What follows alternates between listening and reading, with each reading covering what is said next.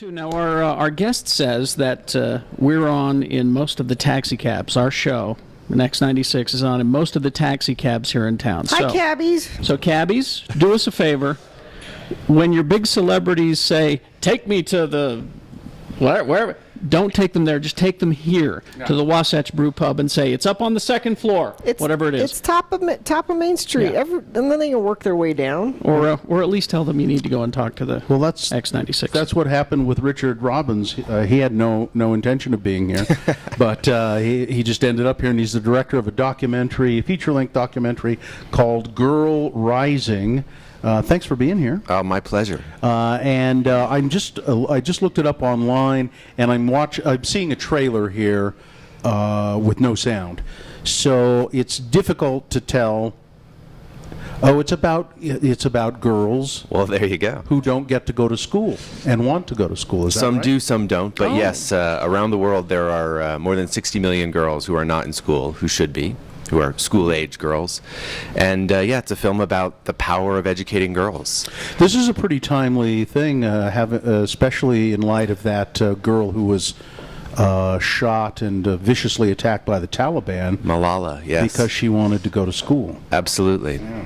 There are actually very few people, I think, left in the world who are actually against educating girls. And they are the Taliban, some fringe groups in the Middle East. And me. And you. Well, what are they afraid of?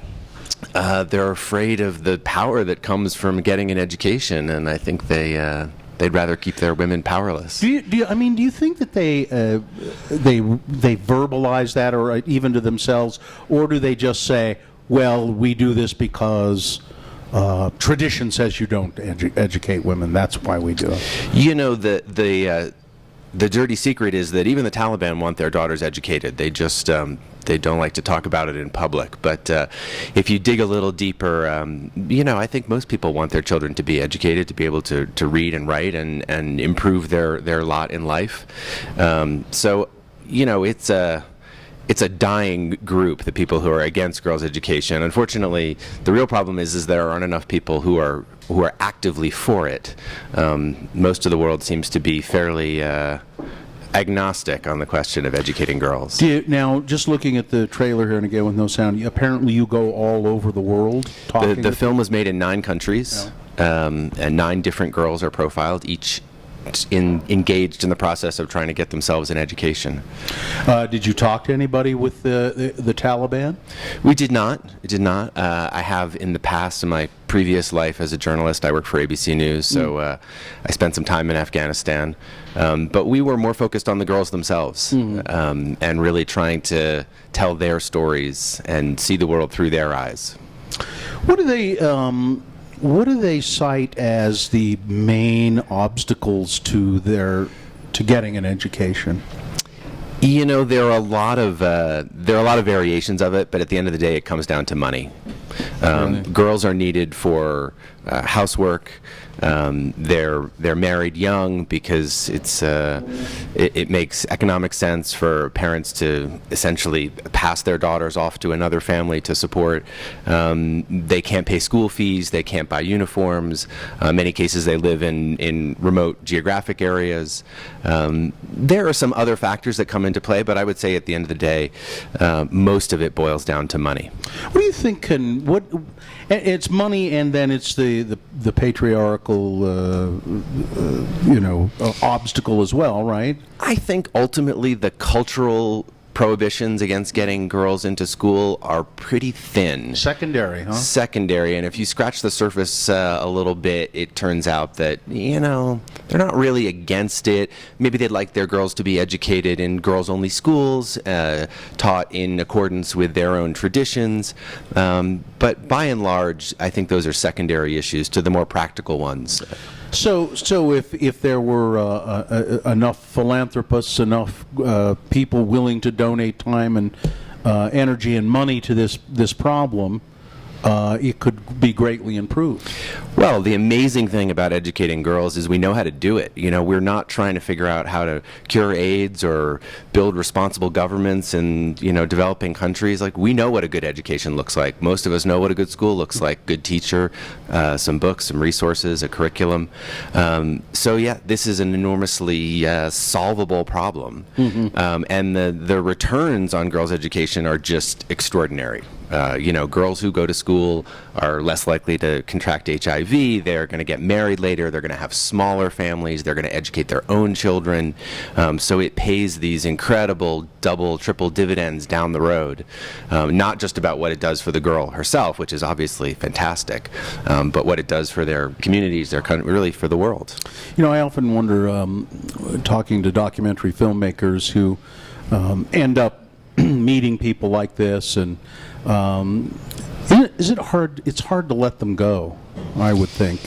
Yeah, you stay in contact what I with the mean? people in your films for a very long time. Those tend to be long-term. I mean, I made a film in 2008 about soldiers who had served in Iraq, and I'm still in contact with every one of them.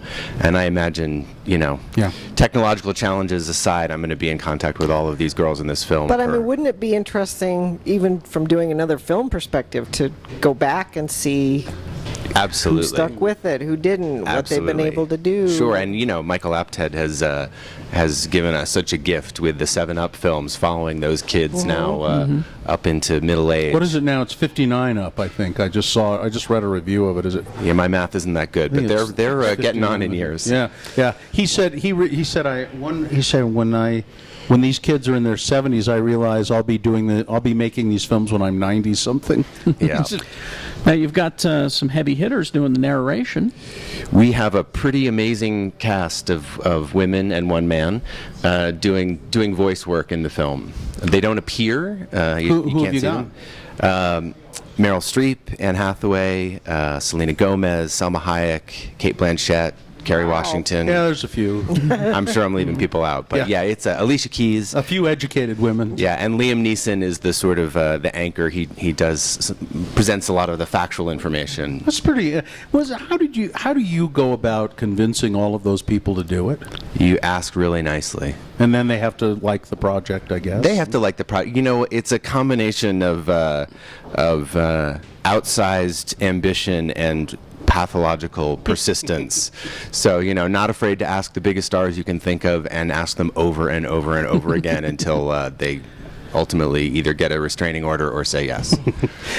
Richard Robbins is the director. It's called Girl Rising, a feature documentary here at the Sundance Film Festival. Have you screened it yet for people here? We have had a couple of sort of private screenings, not totally public, and we'll be sort of rolling out over the next couple of months. First week in March, it should be in theaters around the country.